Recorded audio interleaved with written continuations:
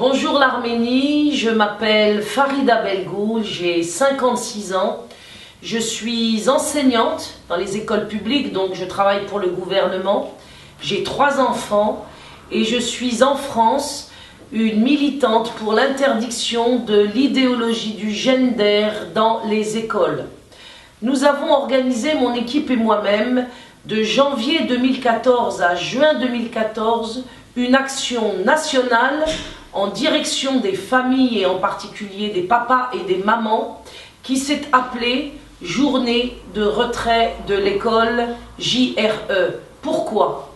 Depuis quelques années, sournoisement, dans le dos des parents, le gouvernement introduisait, sans nous en informer, l'idéologie du gender pour détruire l'identité sexuelle de nos enfants à partir de l'école. Quand nous confions nos enfants à l'école pour leur permettre d'apprendre à lire et à écrire, le gouvernement parallèlement introduit sans notre accord à l'école, dans les classes de nos enfants, l'idéologie du gender, et cette idéologie du gender va être mise en œuvre par des enseignants, mais aussi par des intervenants extérieurs qui sont le plus souvent recrutés au sein du lobby homosexuel français.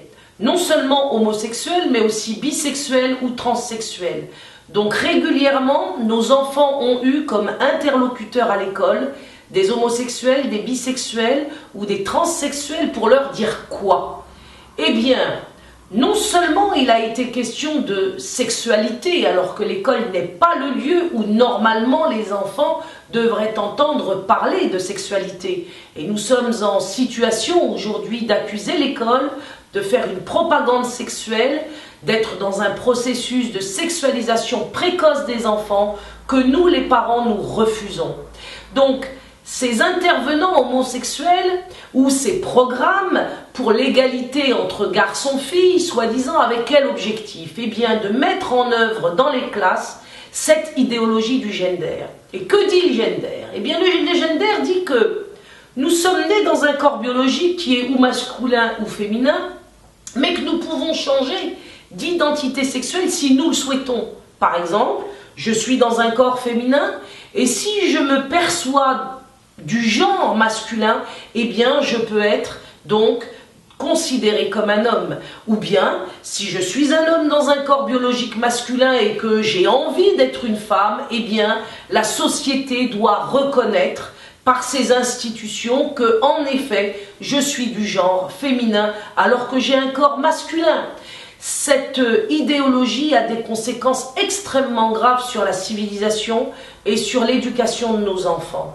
Car cette idéologie est une idéologie de mort. Il n'est pas possible en vérité d'échapper à notre nature. Lorsque nous sommes dans un corps biologique masculin, nous sommes un homme fatalement. Et le reste n'est que dysfonctionnement. Si nous sommes dans un corps de femme, eh bien nous sommes fatalement une femme. Et si nous pensons que nous sommes autre chose qu'une femme, eh bien c'est que nous avons un dysfonctionnement psychologique qu'on ne peut pas généraliser, institutionnaliser et reconnaître.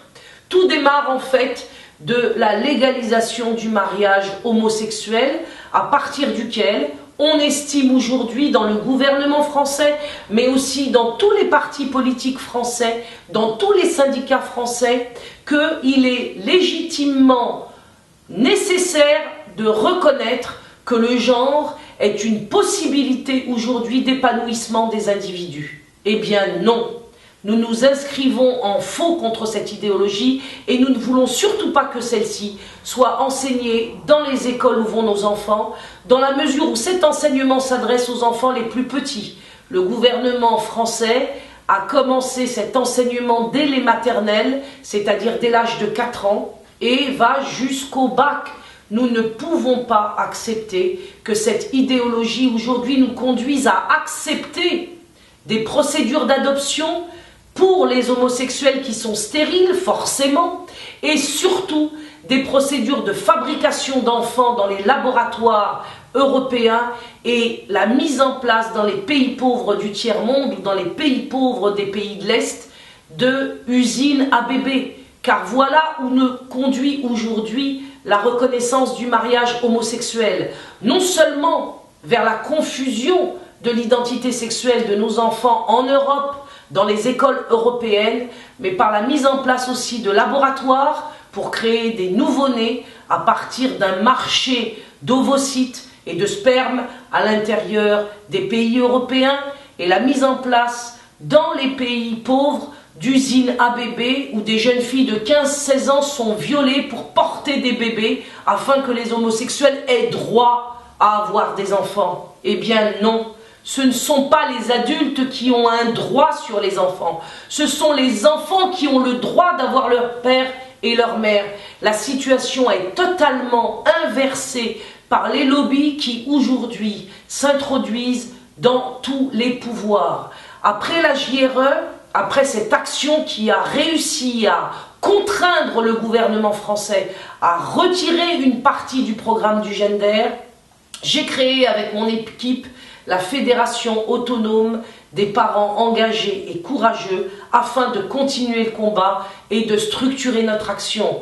Nous sommes désormais dans une fédération de parents et nous avons l'intention de promouvoir toujours la JRE de manière locale, c'est-à-dire que si des intervenants du lobby LGBT viennent s'adresser à nos enfants dans les écoles, nous préconisons aux parents de retirer ce jour-là les enfants de l'école et nous allons délivrer aux familles par l'intermédiaire de notre fédération une formation juridique et des formations intellectuelles en direction des parents mais aussi des enfants afin qu'ils puissent se défendre de l'idéologie du genre. La Fédération autonome de parents engagés et courageux a commencé une première action très simple dès le mois de septembre 2014 qui était une opération conte traditionnel qui consiste à transmettre en particulier aux enfants les premières vérités transmises par les contes traditionnels afin que ceux-ci puissent se défendre des idées, des notions de l'idéologie du genre.